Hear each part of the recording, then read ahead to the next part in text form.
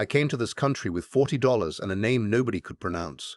That was 1979. I was 22 years old, straight off a flight from Guadalajara, and the customs officer at O'Hare looked at my passport, looked at me and said, "Good luck, son." I didn't know enough English yet to tell if he meant it kindly. My name is Ernesto. Most people just call me Ernie. I never corrected them. I spent the first 3 years sleeping on a pull-out sofa in my cousin's apartment in Pilsen, working double shifts at a meat-packing plant on the south side of Chicago. The cold in that place was a different kind of cold than anything I'd known. Not the winter cold, the cold of standing in a refrigerated room for 10 hours with blood on your boots and no one speaking your language, and the foreman who called you, "Hey, you," because he couldn't be bothered to learn one name. But I stayed. That's the thing about people who leave everything behind. We stay. We don't have the luxury of quitting. By the time I was 30, I had enough saved to buy a used panel van and start doing small deliveries. Nothing glamorous. Restaurant supply runs, appliance hauls, moving furniture for people who found me through a flyer I taped to telephone poles. I called the business EV Transport. My daughter, when she was old enough to understand, used to say that stood for Ernie's Victory. I let her believe that. The truth was, I just used my initials because I couldn't afford to print a longer name on the side of the van. That daughter, God. Her name is Marisol, and she is the reason I did every single thing I ever did after the age of 28, which is when her mother left. I don't say that with bitterness anymore. I said it with bitterness anymore. I said it with bitterness for a long time, but now I just say it as a fact. Marisol's mother decided the life I was building wasn't the life she wanted. She moved back to Mexico City, and we agreed I would raise our daughter here. Marisol was 4 months old. She never really knew her mother the way a child should, and that is the one thing I could never fully fix, no matter how hard I worked. What I could fix, I fixed. I bought a small house in a quiet neighborhood in Naperville when Marisol was 7, 3 bedrooms, one of which I converted into a little study for her because she was already the kind of child who preferred books to toys. I drove her to school every morning until she was old enough to take the bus, and then I drove her anyway because I liked the 20 minutes in the car with her. I coached her soccer team for 4 years, even though I knew nothing about coaching. I learned. That's what you do. EV Transport grew. Not overnight, not dramatically, but steadily, the way real things grow. By the time Marisol graduated from the University of Illinois with a degree in civil engineering, I had a fleet of 11 trucks and contracts with 3 regional grocery chains and a hospital system. I had a warehouse in Bolingbrook and 14 employees. I paid above market rate because I remembered what it felt like to be the man nobody could bother to name. I did not drive a fancy car. I had a 2019 Ford F-150. Dark blue. Nothing special. I wore the same style of clothes I'd always worn. Wrangler jeans, plain button-downs, work boots. Some people assumed I was still a driver. I never corrected them either. I don't talk about money. Where I come from, you don't talk about money. You let it work for you quietly, and you stay humble. Because the moment you start performing wealth, you start attracting people who want to take it from you. My accountant has told me I'm worth just over $4 million. I've never once said that sentence out loud before. It feels strange even now. Marisol met my future son-in-law at a work conference in downtown Chicago 2 years ago. His name was Trent Alderman. He worked in commercial real estate, which in his telling was an empire-building endeavor, and in reality appeared to be a lot of expensive lunches and firm handshakes. He was 34, tall, wore suits that probably cost more than my first van, and had the particular kind of confidence that comes not from having earned something but from having never been told no. The first time I met him, he shook my hand and said, "So you're in trucking." The way he said it, the way the words sat in his mouth. Trucking. I heard everything underneath it. I've heard that tone my whole life. I know exactly what it means. I said yes. I said I ran a small operation. I smiled and asked him about his work, and listened to 45 minutes of Trent explaining commercial real estate to me, as though I had never encountered the concept of property. My daughter watched me with an expression I recognized. She was waiting to see if I would say something. I didn't. That was not the night for it. They got engaged 8 months later. Marisol called me crying, the good kind, the overwhelmed kind, and I sat in my truck in the parking lot of my warehouse and listened to her talk for an hour and felt, underneath all my complicated feelings about Trent, a pure and uncomplicated joy for her. She deserved someone who made her cry like that. I just wished it hadn't been him. His parents, Clifford and Diane Alderman, invited us to dinner at their home in Lake Forest to celebrate the engagement. Lake Forest. If you know the Chicago area, you know what that means. Old money, estates, a kind of wealth that has been around long enough to stop being impressed by itself. I wore my good jeans and a collared shirt. I drove the F-150. Their house was the kind of house that makes you aware of every square inch of yourself. 12-foot ceilings, a foyer with actual art on the walls, a dining room with a table that seated 14 and had only 5 of us around it that evening. Clifford Alderman was a retired attorney. Diane had never worked, as far as I could tell, and made this seem like an achievement. They were polite in the practiced way of people who are skilled at being polite without being warm. Clifford asked me about my business. I told him I ran a transportation company. He nodded in the way people nod when they've already stopped listening. Diane asked where I lived. I told her Naperville. She smiled and said, "Oh, that's a lovely family area," in a tone that made it sound like she was complimenting a perfectly adequate pair of shoes. Trent, emboldened by home territory, was worse than I'd ever seen him. He talked about a deal he was closing on a mixed-use development in the West Loop. He talked about a ski trip they were planning to Aspen. He mentioned, twice, the cost of the engagement ring. I watched my daughter's face for signs of discomfort and found mostly love, which broke my heart in a specific way I can't fully articulate. After dinner, while the women were looking at something in another room, Clifford poured us each a bourbon, and Trent leaned back in his chair and said, with genuine curiosity, "So, Ernie, between us, are you going to be able to contribute anything to this wedding, or should we just plan around it?" I looked at him. "I only ask," he continued, swirling the glass, "because a wedding that reflects our family's standing is going to run, conservatively, $200,000, and I just want to make sure nobody's uncomfortable." I set my bourbon down on the table. I said, "I appreciate you asking directly." He nodded, satisfied, like he'd done me a favor. I said, "I'll take care of the whole thing." He laughed, not a mean laugh, almost a surprised one. "Ernie, really, we can cover it. I just didn't want you to feel pressured."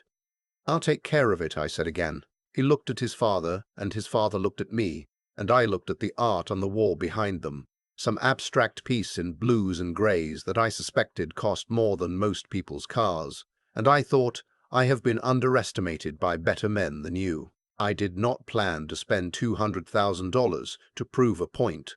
I want to be clear about that.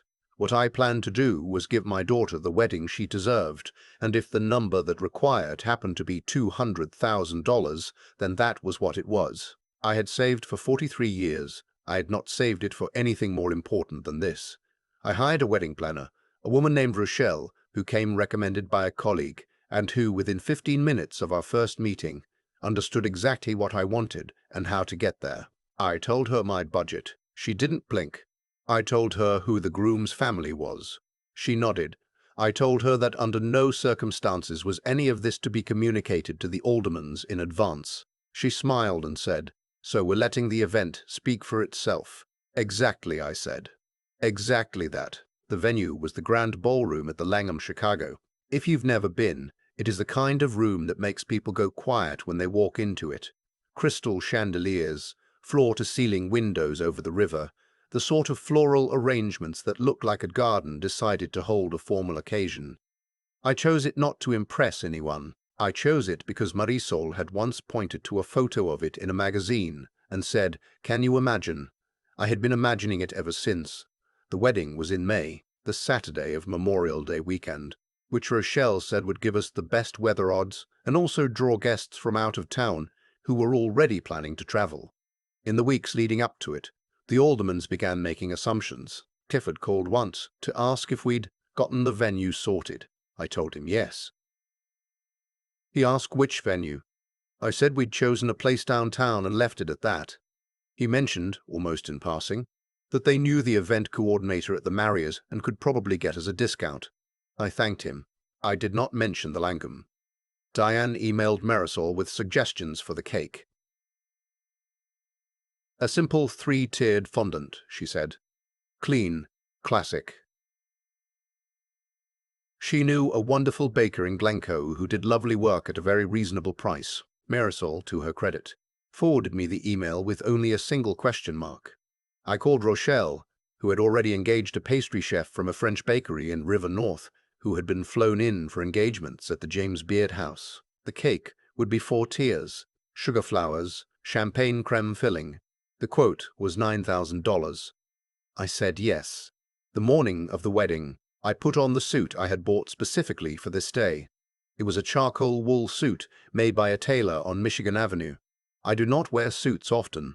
I did not know, going in, how different a tailored suit feels from something off a rack. It felt like being ready. My daughter, when I saw her in the bridal suite of the hotel, was wearing a dress I had paid for and somehow still couldn't believe she was real. She looked at me the way she used to look at me when she was small, and I had fixed something she thought was unfixable. I told her she looked like her mother on the best day her mother ever had. That made her cry, and I was glad I'd said it. The ceremony was in the hotel's garden space overlooking the river. Marisol walked down the aisle to a string quartet playing something I couldn't name, but that made every person in that room hold very still. I held her arm, and I did not look at Trent. I looked at my daughter's face the whole way. I figured I could look at Trent for the rest of my life. I only had this walk once. The reception was where things changed. The Aldermans arrived at the ballroom for cocktail hour, and I watched from a distance, the moment the room reached them. Clifford stopped walking. Diane put her hand on his arm. They looked around at the chandeliers, at the arrangement of white and blush roses that ran down the center of every table, at the waitstaff in white gloves moving through the crowd with trays of champagne. I saw Clifford say something to Diane, and I saw her shake her head, and I saw that both of them were recalibrating. Trent was not recalibrating. Trent had been drinking since the ceremony. At dinner, during the toasts, Trent's best man gave a speech that was mostly fine, the usual stories, the usual jokes. Then Trent stood up and gave his own toast, which no one had told me he was planning. He was expansive and loud and a little slurred, and most of what he said was about himself, about his success, about what he was going to provide for Marisol, about the life they would build. He mentioned the apartment in River North they put a deposit on. He mentioned his firm's recent deal. He mentioned that he had always believed in doing things properly, which seemed to be a reference to the wedding, framed as though it had been his doing. My daughter was smiling at him the way you smile at someone you love who is embarrassing themselves, patient and a little pained. I recognized the smile. I had worn it for most of this engagement. Then Trent turned to me. I was seated at the head table, 3 seats down from him. He pointed at me, glass raised, and said, "And to Ernie, my father-in-law." He paused, who I have to say surprised us all tonight. Another pause, a small laugh to the room. We didn't exactly know what to expect, coming from where he comes from, but hey, not bad, old man, not bad at all.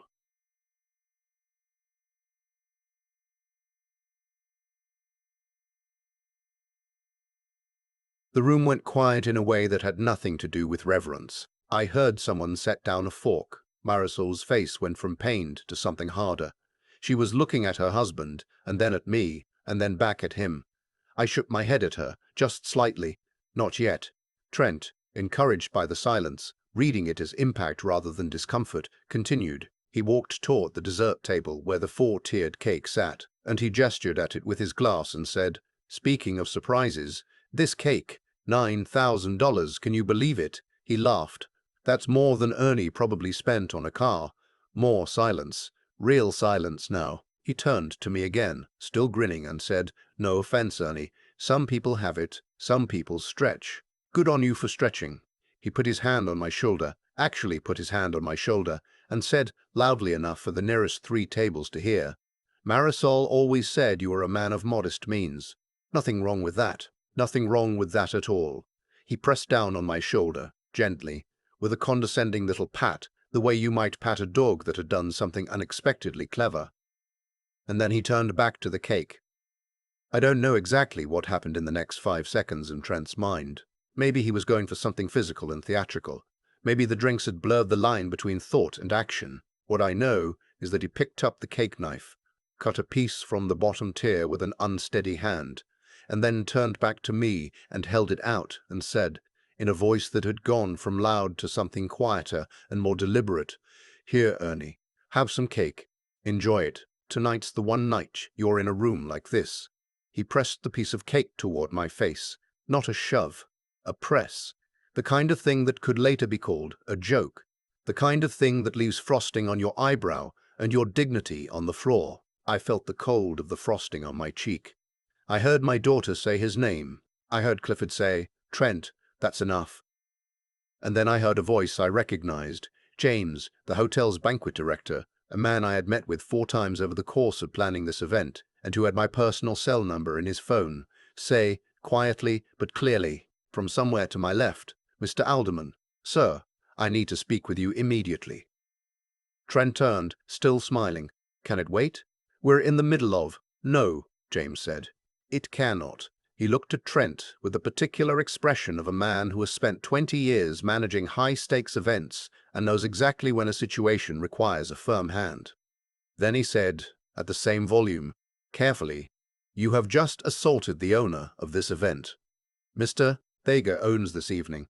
He is also, and here, James paused with the timing of a man who understood exactly what he was doing, a personal guest of the hotel's managing director with whom he has done business for 6 years.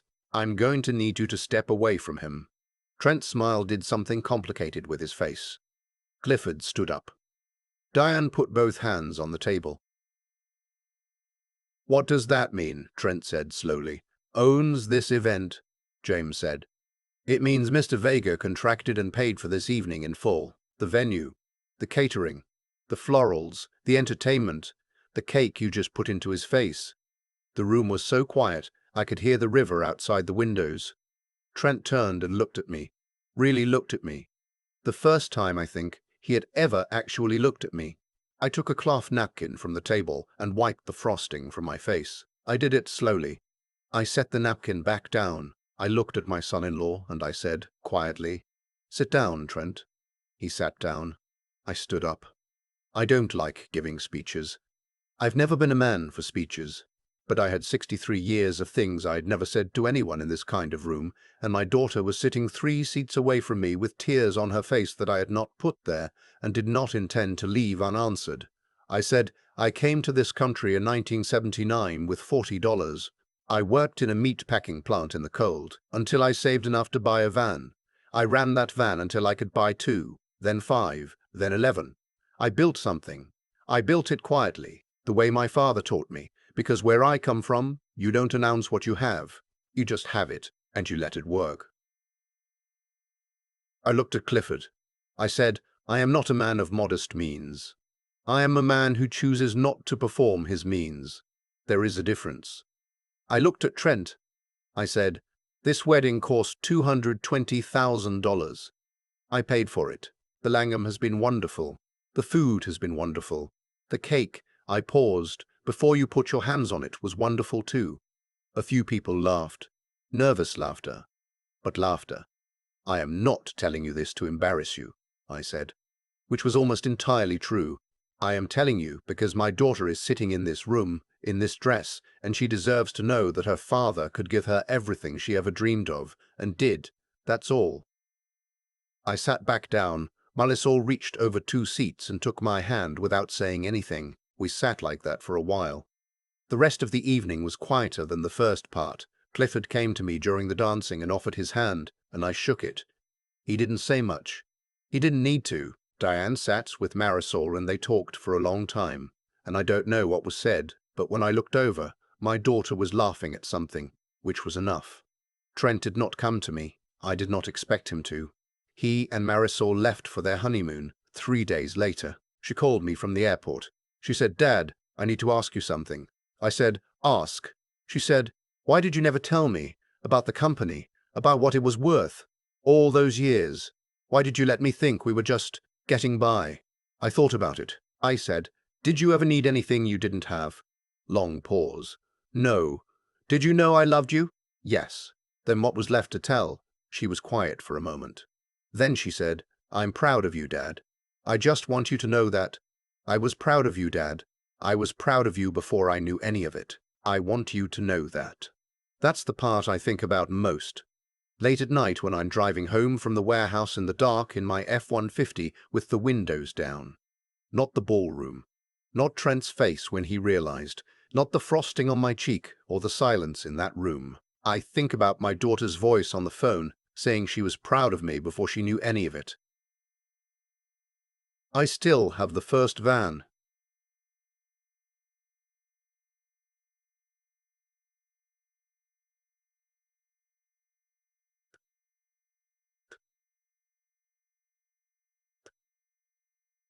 But it's parked in the back of the Bolingbroke warehouse, rusted out, plates long expired, the E and the V on the side panel barely visible anymore. Some of my drivers think it's junk I keep meaning to throw away. It's not junk, it's where I started. It's the whole story. I'm 63 years old. I'm 63 years old. I still drive a Ford F-150, nothing special. I eat breakfast at the same diner on Route 59 every Tuesday morning, scrambled eggs and coffee, and the waitress there has known me for 11 years and calls me Ernie, and I leave her a 40% tip because I know what it means to earn something an hour at a time. I live in a house in Naperville, 3 bedrooms, one of which used to be a study for a little girl who liked books, and which now has a crib in it, because Marisol is 4 months pregnant, and I have been informed I'm going to be a grandfather, and that is the lottery I came here for.